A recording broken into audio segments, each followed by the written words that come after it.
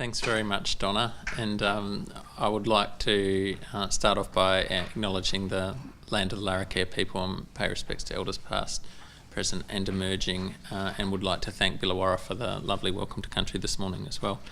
It's been a great privilege to have worked on with Kim on a range of projects over the last few years, and this is one of those projects, and we'll scoot through that to get to the findings relatively quickly with this presentation.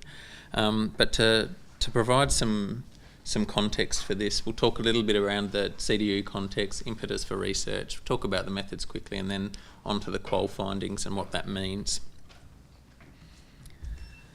In terms of CDU context, we've already heard some of this. Long history in Indigenous higher education within the NT context. We are a dual sector university. That makes us quite unique within the Australian higher education setting. We're only a handful of universities that are.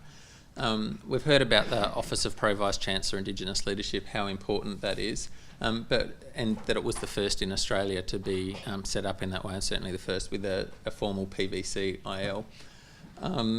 But within that is nested an Office of Indigenous Student Services, and that includes ISSP funding and AFB funding. So they're two large funding buckets that support Indigenous students nationally, and they're really important in terms of the way that the university goes about its business and how we support Indigenous student participation, retention and completion at CDU. More recently, many of you will know that there's been the College of Indigenous Futures Arts and Society established, and that is part of the reforms that have gone on recently at CDU. We've got the beautiful precinct here as well that was established back in 2013. We've had a Vice-Chancellor's Indigenous Advisory Council that's been on the go for many years. That's in a bit of a hiatus, I understand, at the moment, but it's been quite an active voice within the university fabric. Obviously, we've had a teaching and a research partnership in many respects with Bachelor Institute of Indigenous Tertiary Education as well over many, many years as well. We've got an Indigenous valedictory ceremony, and you will see pictures of that today. You'll see some up there with the beautiful stoles that the graduates get presented with there. Various Indigenous community events, lectures, and also a strong focus on the research environment, which is what we're talking about today. As part of that research environment, we've heard about the Indigenous Leadership Research and Evaluation Network. Again, that was something that was sort of established a couple of years ago as a clustering, if you like, of Indigenous research, Indigenous higher ed research as well, happening at the university. There are a number of projects, some of which Simon mentioned this morning, that the university has been involved with, so we won't go over that. But just to mention that there have been some key publications that have been produced as part of this work. One was a special issue of the Learning Communities Journal, which is a journal that's produced by the university through the Northern Institute, and another one was a book published by SPERA back in mid-2017. These have provided the seed evidence base for a lot of work that is going on in the sector at the moment, and it certainly wasn't thought that they would as much as they would. The book there, for example, has had 42,000 downloads within 20 months since it was published. So we know that it's getting used, it's getting accessed, and people are looking at the stories. Alongside that, there's also been a number of projects, some of which you'll hear about today, that have been done with funding from the National Centre for Student Equity in Higher Education. We've been really lucky to secure a number of grants in that space. And those, as you can see there, there's been a sort of a diverse range of projects that have been funded through that. I'll now hand over to Kim briefly to talk about the CDU strategic and operational policy environment, because she's got a more current understanding of that than myself. Thank you. And actually, just before I jump into that, I also wanted to just thank all you participants for coming today. James and I were a little bit concerned about the timing of the event. We know there's a lot of people still on leave, but we've got a great turnout. And also, I think it's a small enough group that we can facilitate some questions as we go. So if people have a burning question, please ask it. Donna will keep us on time. And if not, please write it down and perhaps bring it up later this afternoon when we have a networking event. So back to the slides. So in terms of the strategic and operational policy environment in which CDU is working, The Vice-Chancellor mentioned our strategic plan, which is the first time the university had done a plan for a 10-year period, Connect, Discover, Grow, and we know that in there we have Pillar 2 is to be globally recognised for Indigenous leadership in education. Prior to that, and for a long time, CDU's had an Indigenous peoples policy, so that's a broad guiding document that sets the values and the expectations of our university. And as I said, that's been around for some time. Now, I didn't get to put a picture up, but we recently, last year, completed a roadmap for the Indigenous leadership stream. It's called Indigenous Leadership Strategy, and that was completed under the previous Pro-Vice-Chancellor, Professor Adrian Miller. There is a copy on the intranet. That's not the very latest copy, but its content is pretty much the same. We're just finalising some formatting issues. Sorry? The final one? Yes. Woohoo! Is it on the intranet? Yeah, it's on the OPVCI website. Okay. Key documents. Cool. Yeah. That's exciting. So we worked really hard on that, so I'm so glad to hear that that's up. So again, that's setting more of the roadmap for how we achieve these high-level aspirational goals that are laid out in the Connect, Discover, Grow. So, talking a little bit more about the impetus for the research, for those of you who don't know, back in 2012 there was a seminal report, that often colloquially referred to as the Berendt Review, that came out. It was a review of Indigenous higher education in Australia, essentially, and it came out with a whole list of recommendations which have incrementally been implemented across Australia over the last few years. And something that it spoke about very strongly was the need to build a stronger evidence base around what works and what does not work. So that's very much what we've been centering some of our research focus on. And an important part of that is to pay attention to successful student narratives. So of those students that are completing, what are their stories? What's helped them achieve their goals in pursuing higher education and indeed completing higher education and going on to get jobs, bearing in mind that CDU at the moment actually has some of the highest employment outcomes for graduates in the country. So talking about our participant pool, there were sort of two components to this. One was a desktop policy review, which was led by Kelly Pollard, who I don't think is here at the moment, but she should be joining us later today, and also a bunch of individual interviews. And the interviews were undertaken by Kelly. There were 15 participants, 9 students and 6 staff. We haven't de-identified whether they have been completed or currently studying, so that their identification is preserved for the likes. Should also mention that this was a collaborative study. It was an Office of Learning and Teaching study that was done along with it's led by Central Queensland University. We were a partner in it.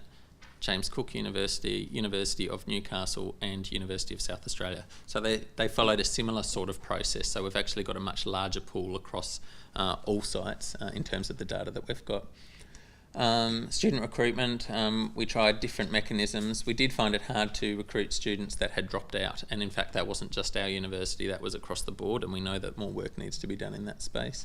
We had reciprocal ethics approval, and obviously we won't be using names and or positions today. In terms of the thematic analysis that we did, all interviews were conducted, as I mentioned, by Kelly before. It was a thematic analysis, so we're looking for themes that came out of the interview transcripts, and initial codes were developed by Kim, and the coding was then workshopped with both Kim and myself to go through that and unpack those, and we were looking specifically for key enablers and barriers, and at that point I will hand it over to Kim to talk about what the findings said. No, you probably can't read that very well, I'm just realising, but that's okay because we'll talk you through some of the key findings. We just did up some tables and we separated into findings from the student interviews and findings from the staff interviews. So in terms of students, then we have what students identified as their enablers to academic success, what they identified as their barriers, and then the ones in the middle were just obviously things that could be an enabler or a barrier. But what we want to do next is just share with you some of the quotes and highlight some of the key themes. So I'll let you read them rather than read you the quotes.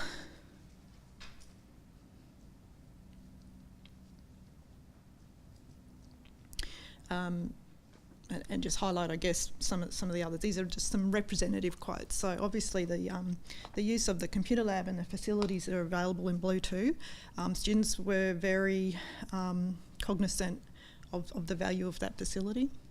And they also talked about not just the facility, but it's something that's a little bit intangible to describe around, as an Aboriginal student, having not just a physical place, but a place that's culturally enabling, that's staffed by Aboriginal staff, that acknowledges their identities and diversity that they bring.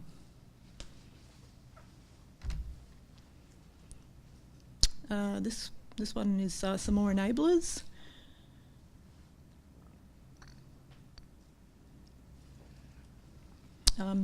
The tutor support, so having the Indigenous Tutorial Assistance Program, which is administered through the Office of Indigenous Student Services over here as well, that came up quite regularly.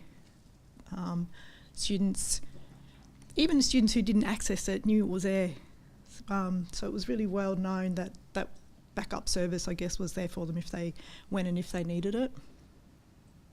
Again, talking about the safe space, cultural sort of safe space on campus for students. And they also seem to recognise that this university could offer them something quite unique in terms of the availability of lecturers for one-on-one support, that some of them had a pretty good awareness that they wouldn't get that at the large unis.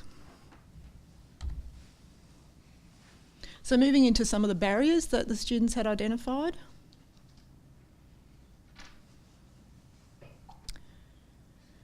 So the first two quotes there, that was also really common. So most of the students that were interviewed really didn't have much of an idea before coming to university what to expect. And not to say that that's any, too different to some of our other students, but a large portion of our students are first in families. So they're not just new to the institution, they're new to the whole tertiary education field.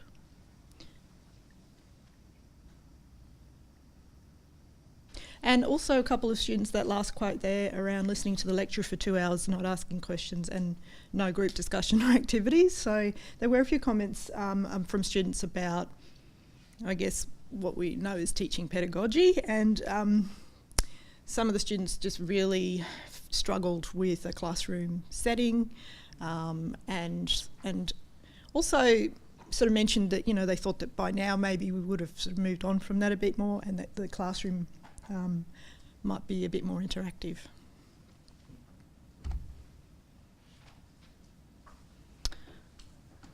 So I guess the downside there on the first one was being offered a tutor who didn't meet their needs, and noticing students sort of recognised that there needed to be better links between tutors and support staff and their discipline area.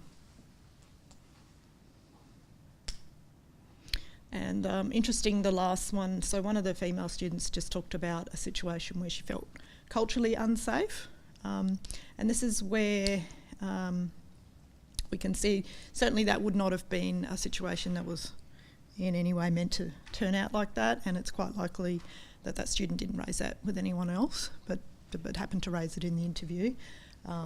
In terms of being referred to a service where she was alone with a male staff member.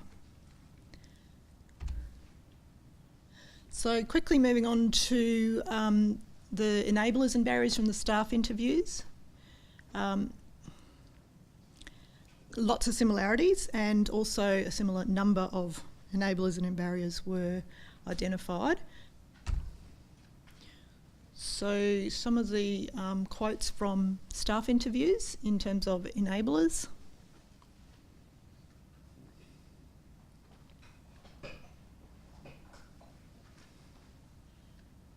So we didn't just interview Aboriginal staff either, No, did we? No, so it was non-Indigenous and Indigenous staff.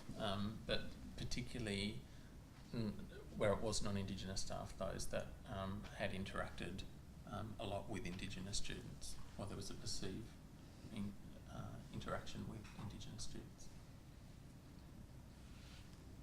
So lots of variation in there. Again, repeating, acknowledging that tutorial support is really helpful, acknowledging that we need that Aboriginal space and Aboriginal faces. Technology is a great help, and that at the end of the day, it's how bad you want to get it done. Some more quotes on enablers identified by the staff.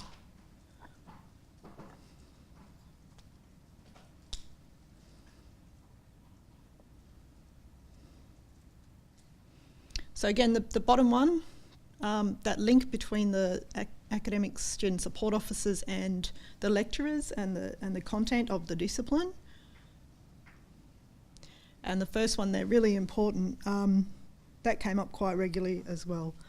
So the language of university. Barriers that staff identified.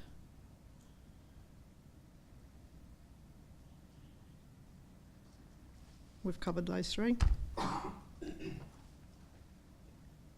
Sorry if I'm going a bit fast, but we're also trying to make up a little bit of time.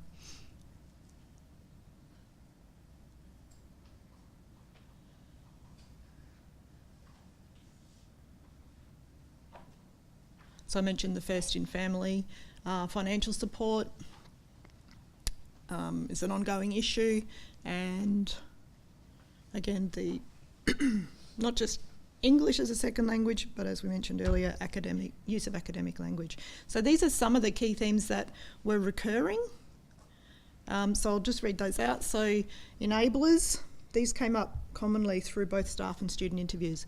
So enabler was the career prospects. So students were very well aware that, and obviously as majority of the students are mature age returning to study, it's for an outcome, an economic and employment outcome, and that they knew that they knew the value of the degree that they could get in terms of their employment. Also, many are already working, so the success was where they had support from their employer to do the study, whether that was time off, whether it was financial, or any other type of recognition or support from their employer. Pastoral care, so it really, that incorporates a whole lot of things, but essentially sort of non-academic support that they received at the university. Again, the facilities, culturally safe environments, the tutorial support program, the personal resilience and determination. So on the one hand, it's quite interesting. So the students, as James said, we didn't get to speak to students who had already left, but some of the students who we interviewed knew of students who'd left and spoke about their leaving, and sort of saw that as that student didn't necessarily, it wasn't the right time for them, or their heart wasn't in it. They'd commenced with unreal expectations, and so they'd left. Whereas to stay, you really have to know what you're doing and why, and apply yourself. But they also said, yes, better peer support mechanisms will make a huge difference. So knowing where to go if you are considering leaving or you're finding it difficult, that peer support, so not just support from lecturers and the student services office, but from other students. Key barriers that were recurring: the lack of understanding and expectations about what university is, student preparation for those studies, so that includes expectations, but also the preparation for using academic, the lingo of university, financial stress, juggling all the work, life and study commitments, and cultural loads. The rigidity of higher ed delivery and requirements. So that one in particular was identified, I think mature age students, again, large numbers of our cohort, who were managing so many things in their work life and their personal life with families and their study. So for them, time management was obviously a skill they had developed really well, but it also meant that they wanted to have more control over perhaps what a semester looks like, so that if they knew, okay, well, I've got this commitment here, perhaps I can just, work with my lecturer to vary my submission date. But at the end of the day, get it done within that 6-month period rather than these really rigid deadlines. Which was quite interesting to hear because they'd obviously thought about it, and this particular person was doing really well and was getting things in, but just sort of suggested, well, if I could manage that a bit better over the course of my study, it would actually enable me to progress. Language skills we talked about. Unfortunately, individual lecturers who lacked cultural competency or who students felt were racially discriminatory. Some of those instances were probably a lot of unconscious bias on the part of the lecturer as well. And then the peer support. I'll hand it back to you, James, to wrap it up. Yep. So in terms of the discussion and some of the things that we've presented today, albeit relatively briefly, we've already mentioned that it's difficult to access those students that have dropped out, but actually we can use the students that are working with them or had been working with them as a proxy measure to see why they may have dropped out. We know that we need to maintain those investments in Indigenous student services, that they're actually really important from both a student and staff perspective. And that includes pastoral care, so it's not just the academic support, but it's also those broader social supports as well. Culturally safe environments are important to students, although they do mean different things to different students, so it's important being able to have a conversation around the student body around what that looks like and what is important. Important to consider adopting a process that allows Indigenous mature age students to negotiate due dates, and Kim just spoke about that then around having that they're already juggling various commitments within their often their work life and or family life, and that they've got some well established processes to be able to do that. Some greater support mechanisms prior to and during transitions into university. This is saying that a lot of that pre-university work is really important. So that engagement with schools, that engagement in various community settings is critical to being able to support students. And it's not just critical for the students, but it's critical for their families in understanding what university life is, particularly given that we know so many of those students are first-in-family students as well. And Sarah O'Shea from University of Wollongong has done a lot of that first-in-family research in Australia recently as well. Lots of parallels with her research to what we were finding in this research. And I think also the structure and nature of regional university, the fact that we are in the NT, that we've got a very different student cohort to many of the larger eastern seaboard universities, and that means that we've got a different service delivery context, operational context, and that is perceived to be less confronting for certainly our Indigenous student cohort, and that's a good thing and something that they recognised and something that we can build on. And obviously building the Indigenous academic workforce, and we'll hear more about that in a presentation later today as well. Some of the participant recommendations, specifically those stated by staff, employ a counsellor with Indigenous student services, and certainly there's some good examples of that in Canada, less so in Australia. There's some examples but not many. Make better formal connections with Centrelink and ISS, so there can be time delays and time lags and so forth. And where's Jess? She knows all about this space. A one-year bridging study program that is of high quality to get them ready to build confidence. There's some examples. We do have some bridging courses, some enabling courses, both at CDU that are mainstream but also Indigenous, that BITE has done, PTS as well. But there's some other examples as well nationally. University of Newcastle has had a very strong enabling environment for a very long time and has used that as a key pillar to support student transitions into higher education.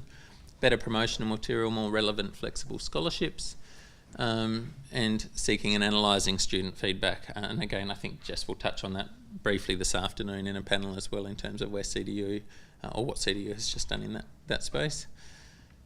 Some broader research recommendations. I won't go into those in any detail right now, but as you can see, there's still a lot of work to be done. So yes, we might have done a lot of research already, but that's pointing us in the direction of actually how we can do more tailored, targeted research moving forward. And just to finish off, I would like to acknowledge Kelly again, who is involved in this, our research partners, of course all the participants, and also the Office of Learning and Teaching, which no longer exists. So unfortunately research funding to do these types of projects is less available now than what it was, but it's certainly been a privilege to have been able to work with all those people on this project as well. And we'll just finish there and take any questions that people might have. I think that there probably is more research to be done in that space, and we didn't focus on status as a demographic in that context, and probably our recruitment strategy through word of mouth flyers and stuff in particular was more campus based. So I suspect that we've got more campus based students, but there were certainly some students that participated that were online and that spoke around the online environment and the pros and cons of that from their perspective. Yeah. What else where they're physically located. Yeah. Yeah. We did have one student who contacted us who decided not to participate but gave us permission to use her experience as a case study based on an email trail, and that was quite enlightening. And that was a remote student that had a bit of a struggle in terms of her examination process and going to do a repeat examination and then getting from her perspective an inadequate response, and then having to go through the system to be able to complete essentially, or to complete the unit. So we do have bits and pieces, but I think more work in that space would be great. Did you have anything to add to that? Oh, I guess quickly, anecdotally, having spoken to a number of Indigenous students who have studied online, that weren't necessarily in this cohort, but for me it just really demonstrated the diversity of our student cohort, because I've actually heard stories about Aboriginal students who choose to study online and remain anonymous. It allows them to be anonymous, and in terms of not needing to disclose their identity or even go into discussions about it. Some of those were because, there were two reasons that I've heard. One was depending on the subject matter, it may not have entered into the curriculum and may not have been a necessary part of the curriculum, so it wasn't necessarily in the social sciences or humanities or anything like that. They just wanted to get on with it, get the content, get the assignments done and get the degree. And so they felt that having online access to just do the work suited them better.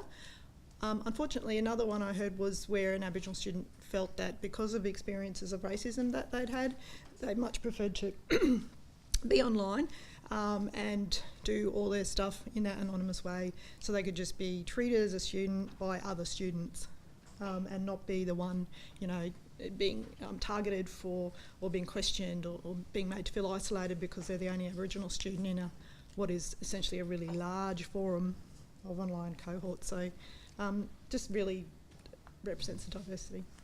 The focus on some of the cultural supports and the having a culturally safe environment, I think that is different and comes from a different.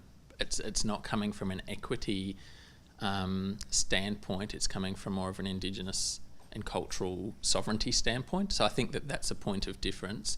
But we didn't actually do a comparative study here, so it's actually hard to say. I know that there's some work, and certainly one of the NPP projects at the moment is looking at cumulative impacts for equity groups, and I think that's a useful way to think of it, is actually looking at, well, where are those double ups across different equity groups, and is that having a cumulative impact in any way on these students? So whether they're from a low SES background, whether they're from regional remote, whether they're Indigenous, are those enablers and barriers the same? Because if they are, certainly from a policy argument perspective, there's a need to start changing that policy and program context in the way that we're delivering it. But we didn't do a comparative study here, so we can only talk around the enablers and barriers for this particular cohort. Yeah, I guess, and this report is still not finalised. So this, as we mentioned earlier, this was done as with 5 universities, and to get a chance to then compare how these findings, and then be more work to do that comparative back to the other student cohort. And I guess just from a rights-based perspective, the difference for us is, for our university, is our setting that we've already mentioned. The importance of this rises to the top because of our setting and our aspirational goals for Indigenous leadership and education. And certainly one learning from one of the other sites was that there was a very strong one of the recommendations was around linking some of the recommendations much more strongly to work that's happening in the disability space within higher education, because there were some parallels and some explicit synergies there as well. So whilst there was, and we haven't presented that today, whilst there was lots of synergies with what was happening at other universities, there was also some quite unique findings that were coming out of each of the contexts as well.